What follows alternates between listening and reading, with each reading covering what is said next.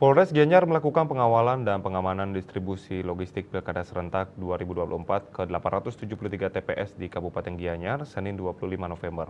Pengawalan ini bertujuan untuk memastikan logistik Pilkada sampai ke masing-masing desa dengan kondusif dan tepat waktu.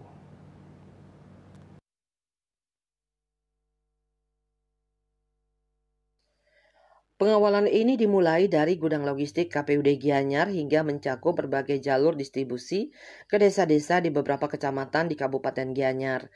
Kapolres Gianyar AKBP Umar SIKMH yang bertindak sebagai Kaops Res Mantap Praja Agung 2024 menyampaikan pentingnya pengamanan di setiap jalur yang dilalui oleh kendaraan pengangkut logistik. Personel yang dikerahkan di lapangan harus waspada dan sigap mengantisipasi segala potensi gangguan yang mungkin terjadi.